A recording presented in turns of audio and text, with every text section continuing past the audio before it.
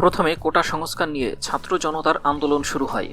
এরপর সে আন্দোলন বিক্ষোভে রূপ নেয়। ছাত্র জনতার তুমুল বিক্ষোভের মুখে গত 5ই আগস্ট প্রধানমন্ত্রীর পদ থেকে পদত্যাগ করতে বাধ্য হয়েছেন শেখ হাসিনা। এরপর সামরিক বিমানে করে ভারতে যেতে বাধ্য হন তিনি। শেখ হাসিনার আকস্মিক পদত্যাগ ও দেশত্যাগে বিস্মিত হয়েছেন আওয়ামী লীগ সরকারের তৎকালীন অনেক মন্ত্রী ও নেতা। ভারতীয় একটি সংবাদ মাধ্যমকে এমনটি জানিয়েছেন আওয়ামী লীগের অনেক নেতা।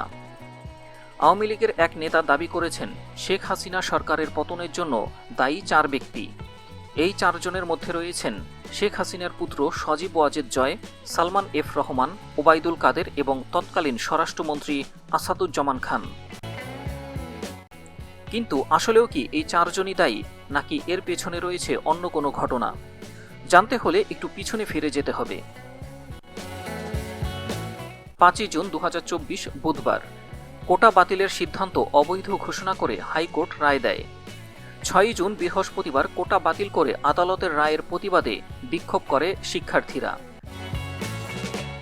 9ই জুন রবিবার হাইকোর্টের রায় স্থগিত চেয়ে রাষ্ট্রপক্ষ আবেদন করে। 1 জুলাই সোমবার থেকে শিক্ষার্থীদের ব্যাপক আন্দোলন শুরু হয়।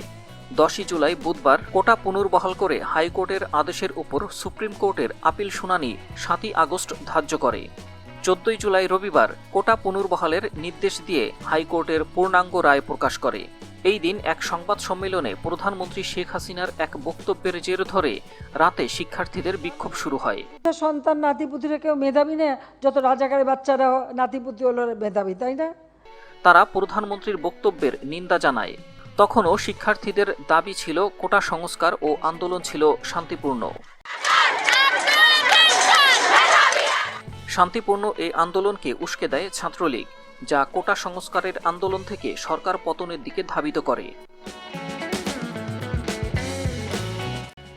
15ই জুলাই সোমবার ওবায়দুল কাদেরের নির্দেশে আন্দোলনকারীদের উপর হামলা চালায় ছাত্রলীগ। ছাত্রলীগের হামলার প্রতিবাদে 16ই জুলাই মঙ্গলবার শিক্ষার্থীদের সড়ক অবরোধ ও সারা দেশে ব্যাপক সহিংসতা হয়।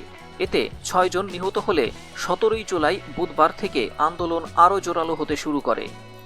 দাবি ওঠে হামলাকারীদের বিচারের। শুরু হয় পুলিশ ও আন্দোলনকারীদের মধ্যে তীব্র সংঘর্ষ। ওই দিন জাতির উদ্দেশ্যে ভাষণে প্রধানমন্ত্রী শীর্ষ আদালতের রায় আসা পর্যন্ত ধৈর্য ধারণ করার আহ্বান জানান। 18ই জুলাই বৃহস্পতিবার কোটা সংস্কারের দাবিতে আন্দোলন অব্যাহত থাকে। এ সময় বিটিভি ভবনে অগ্নিসংযোগ, মেরুল বাট্টায় পুলিশ অবরুদ্ধ সহ জ্বালাও পোড়াওয়ের আন্দোলন শুরু হয়। পুলিশের সাথে বিক্ষোভকারীদের দফায় দফায় সংঘর্ষ শুরু হলে শিক্ষার্থী সহ বিক্ষোভকারীরা হতাহত হয়। সারা দেশে ব্যাপক সংঘর্ষে অন্তত 25 জন নিহত হয়। কোটা আন্দোলনের সাথে যুক্ত হয় পুলিশদের বিচারের আওতায় আনার। পুলিশের নির্বিচারে গুলি করার ভিডিও ভাইরাল হয়। এতে ক্ষোভে ফেটে পড়ে সারা দেশ। কোটা সংস্কারের আন্দোলন ধাবিত হয় সরকার পতনের দিকে। শুরু হয় পুলিশ ও আন্দোলনকারীদের পাল্টাপাল্টি অবস্থান। 21শে জুলাই রবিবার আন্দোলনকারীদের পক্ষে আদালতের রায় এলেও আন্দোলন থামে না, কারণ ততক্ষণে ঝরে গেছে অনেক প্রাণ। আন্দোলনকারীদের হত্যার বিচারের দাবিতে আন্দোলন আরও চাঙ্গা হতে থাকে।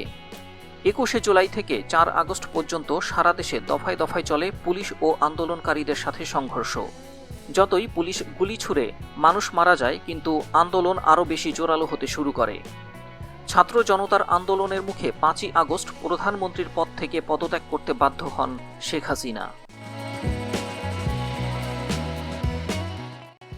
এই ঘটনার মূল সারমর্ম এটাই যে 15ই জুলাই সোমবার ওবায়দুল কাদেরের নির্দেশে আন্দোলনকারীদের উপর হামলা না চালালে হয়তো শেখ হাসিনার পতন হতো না।